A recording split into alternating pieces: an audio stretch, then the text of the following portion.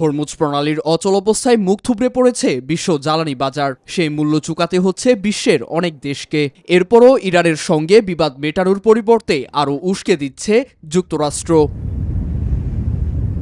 এবার তেহরান নিয়ন্ত্রিত হরমুজ প্রণালীতে আধিপত্য বিস্তারে মরিয়া ওয়াশিংটন। সেই পরিকল্পনাও সামনে এনেছেন মার্কিন প্রেসিডেন্ট ডোনাল্ড ট্রাম্প। স্পষ্ট জানিয়েছেন হরমুজ প্রণালীর নিয়ন্ত্রণে নিয়ে অচিরেই মার্কিন ভূখণ্ড হিসেবে ঘোষণা করবেন তিনি। ইরান খুব বাজেভাবে পরাজিত হচ্ছে। খুব শীঘ্রই আমি হরমুজ প্রণালীকে মার্কিন যুক্তরাষ্ট্রের ভূখণ্ড হিসেবে ঘোষণা করব। মূলত এর মানে হচ্ছে আমাদের অবরোধ আছে। আমরা না চাইলে কোনো জাহাজ এর মধ্য দিয়ে যেতে পারবে না।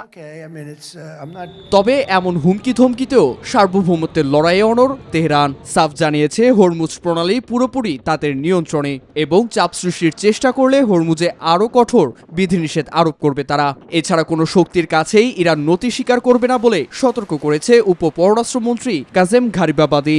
তিনি যুক্তরাষ্ট্রকে পরাজয় স্বীকারেরও আহ্বান জানিয়েছেন। এদিকে 60 দিনের যুদ্ধবিরতি নিয়ে মুখ খুলেছে তেহরান। চিরতরে যুদ্ধ বন্ধের লক্ষ্যেই হওয়া সেই আলোচনা ওয়াশিংটন নিজেই লঙ্ঘন করেছে বলে অভিযোগ পররাষ্ট্রমন্ত্রী আব্বাস আরাগচির।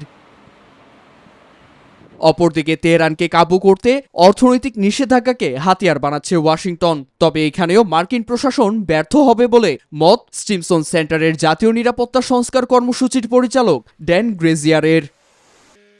নীরব দাস, নিউজ 24।